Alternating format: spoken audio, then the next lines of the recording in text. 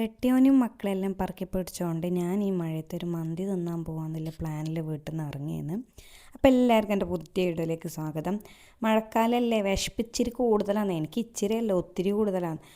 അപ്പോൾ ഹസ്ബൻഡും മക്കളൊക്കെ ആയിട്ട് ഒന്ന് മന്തി തിന്നാമെന്ന് വിചാരിച്ചിട്ട് വീട്ടിൽ നിന്ന് ഇറങ്ങി.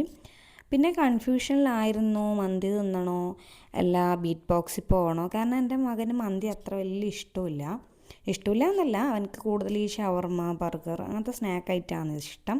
അവനോട് ചോദിച്ചപ്പോൾ അവൻ പറഞ്ഞ് ബീറ്റ് ബോക്സിൽ പോവാം, അവിടെ നല്ല ഷോയി ഉണ്ട്, പിന്നെ അവിടെ നല്ല റാപ്പൊക്കെ കിട്ടും. അപ്പം പിന്നെ നമ്മൾ എന്ത് വിചാരിച്ചു, ബീറ്റ് ബോക്സിൽ പോവാൻ. എനിക്കാണെങ്കിലും മന്തി തിന്നാനുള്ള മൂടാണ്. ഷവായ എനിക്ക് ഇഷ്ടക്കുറവൊന്നുമില്ല, പക്ഷെ എന്നാലും മനസ്സിൽ മന്തി വിചാരിച്ചതുകൊണ്ട് എൻ്റെ മനസ്സിൽ മന്തി തന്നെയാണ്. പക്ഷേ കുട്ടികളടുത്ത് വാശി പിടിക്കാൻ കഴിയില്ലല്ലോ. അങ്ങനെ പിന്നെ ഓക്കെ, ബീറ്റ് ബോക്സ് ആണെങ്കിൽ ബീറ്റ് ബോക്സ് എന്ന് വിചാരിച്ച് പോയി. അപ്പോൾ വലിയ നമ്മളെ പ്രതീക്ഷയുടെ ഡോറൊക്കെ തുറന്ന് ഒരു സിനിമ സ്റ്റൈലിൽ പോകുമ്പോഴത്തേക്ക് ബീറ്റ് ബോക്സിൽ ഫുഡ് കഴിഞ്ഞ് സമയം 9 മണിയൊക്കെ കഴിഞ്ഞ്, ഞങ്ങൾക്കൊന്ന് 9:30 മറ്റായിന്ന് തോന്നുന്നു.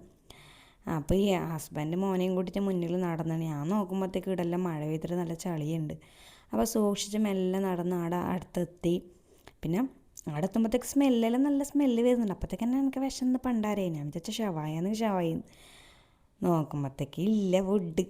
അൽഹംദുലില്ലാ എമറിയിലേക്ക് പോയി. അങ്ങനെ എമറി പോകുമ്പോഴത്തേക്ക് പാർക്കിങ്ങിന് നല്ല ബുദ്ധിമുട്ട്, നല്ല തിരക്ക്. അപ്പം തന്നെ ഒക്കെ ടെൻഷനായി, പഠിച്ചോനെ ഇപ്പം വിശക്കുന്നു, ഇനിയിപ്പം കുറേ ടൈം എടുക്കുമെന്നെല്ലാം വിചാരിച്ചിട്ട് ടെൻഷനായി. പാർക്കിങ് നോക്കിയാൽ എത്രേ വണ്ടി.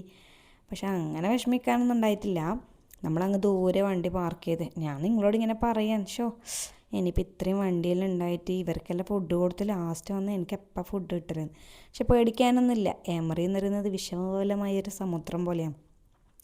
നല്ല സൗകര്യമുള്ള ഹോട്ടലാണ്. പക്ഷേ ഇവിടുത്തെ ക്രൗഡ് കണ്ടപ്പോൾ ചെറുങ്ങനെ ഒരു പേടി. പക്ഷെ അല്ല ഗൈസ്, അവിടെ വെച്ചാൽ നല്ല എന്താ പറയുക, വെൽ സെറ്റിൽഡ് ആയിട്ടാണ് ഓരോ കാര്യങ്ങൾ. നാവ് ഇടയ്ക്ക് വളയുന്നില്ല. അപ്പോൾ ഇടയ്ക്ക് ചെറിയ തെറ്റെല്ലാം പറ്റും, നിങ്ങൾ എന്നോട് ക്ഷമിക്കണം. അപ്പോൾ ചെറിയ പ്രസനം കണ്ണാടി നോക്കിയിട്ടല്ല ഞാൻ ചെയ്യുന്നുണ്ട്. എമറേൻ്റെ ഫുഡ് മെനു ആണ്. ഇവിടെ കുറേ ടൈപ്പ് മന്തി ഉണ്ട്, 25 ടൈപ്പോ അങ്ങനെ എന്തോ. ഞാൻ ഒന്നും നോക്കിയിട്ടൊന്നുമില്ല. ഞാൻ പറഞ്ഞു എനിക്കൊരു നോർമൽ മന്തി മതി, അൽഫാം മന്തി അത് മതി എന്ന് പറഞ്ഞു. ഹസ്ബൻഡ് പറഞ്ഞു ഇവിടുത്തെ മട്ടൻ മന്തി നല്ല മന്തിയാന്ന് പറയുന്ന കേട്ടിന്, എനിക്ക് മട്ടൻ മന്തി മതി.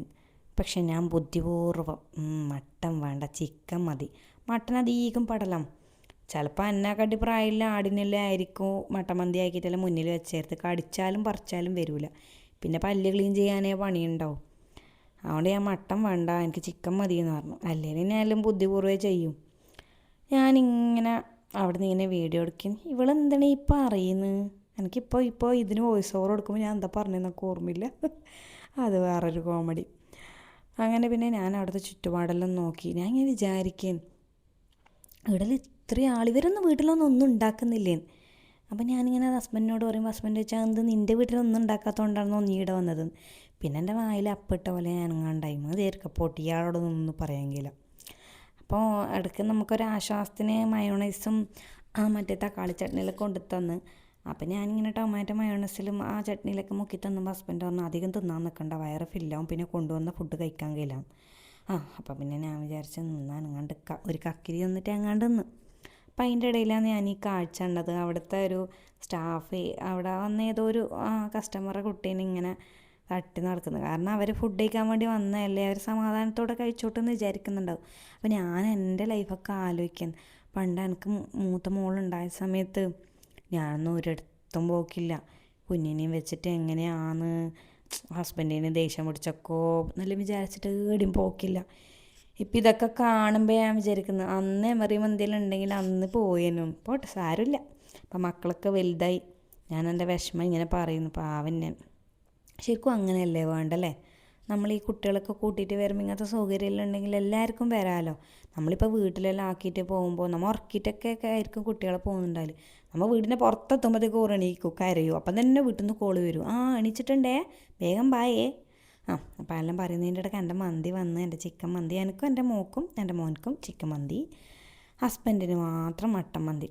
അങ്ങനെ ഞാൻ എൻ്റെ മൊഞ്ചൽ ഇങ്ങനെ നോക്കിയെന്ന് കാണുമ്പം തന്നെ ഏകദേശം മനസ്സിൽ ഒരു പ്രതീക്ഷയുണ്ട്, നന്നായിരിക്കും. ഞാൻ ഒരിക്കൽ മുന്നോട്ട് വന്ന് കഴിച്ചാൽ അന്നേരം വേറൊരു മന്തിയാണ് കഴിച്ചത്, അറബിക് അൽഫാം മന്തിയോ അതിനെന്തോ, അത് കുഴപ്പമില്ലായിരുന്നു.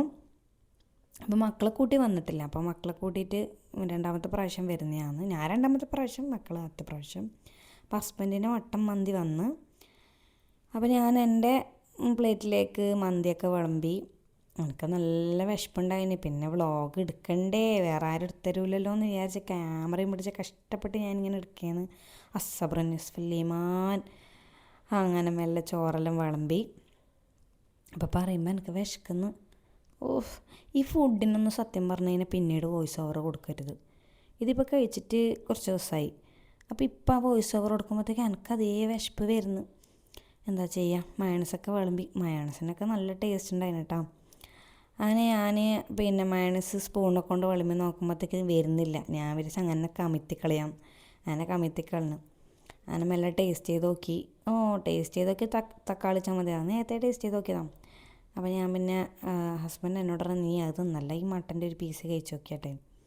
നോക്കുമ്പോൾ അതിൻ്റെ നല്ല വെന്ത മട്ടൻ. അങ്ങനെ ഞാൻ പറഞ്ഞത് മട്ടൻ പിടിച്ചൊരു പിടി പിടിക്കുമ്പോഴത്തേക്ക് എൻ്റെ പടച്ചോനെ, ഞാൻ നേരത്തെ പറഞ്ഞില്ലേ ബുദ്ധിപൂർവ്വം ചെയ്ത ആ ഒരു തീരുമാനം തെറ്റായിപ്പോയി. അല്ലെങ്കിലും എൻ്റെ ബുദ്ധി വേണ്ട സ്ഥലത്ത് വർക്കാക്കൂല എന്ന് എന്താ ചെയ്യാം.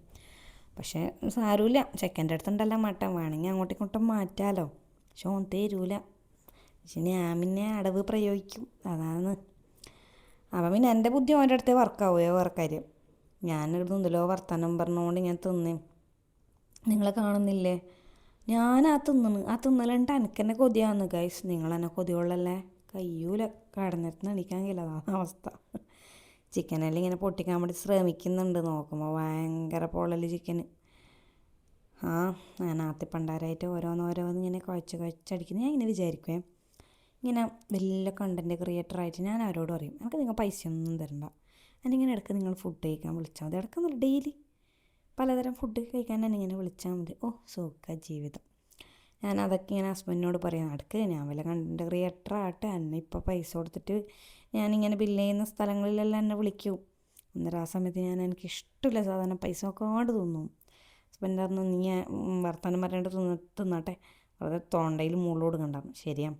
ഞാൻ നല്ല കുട്ടിയായിട്ട് എൻ്റെ പ്ലേറ്റെല്ലാം കാലിയാക്കി. പിന്നെ എനിക്ക് കുറച്ച് ഡ്യൂ ഒക്കെ ഒഴിച്ചു തന്നു. അത് ഞാൻ ഇങ്ങനെ കുടിച്ചു. സംഭവം നല്ല രസമുണ്ട്. നല്ല മന്തി, നല്ല ആംബിയൻസ്, നല്ല പാട്ട്. അതെടുത്ത് പറയേണ്ടത് എന്താ കളക്ഷനും എൻ്റെ പാട്ടിൻ്റെ. അപ്പോൾ ഇതെല്ലാം നല്ല ആസ്വദിച്ച് കഴിച്ച് വീട്ടിലേക്ക് മടങ്ങാനുള്ള പുറപ്പാടിലായി. അപ്പോൾ നമ്മളെ മന്തി എമറി മന്തിയാണ്.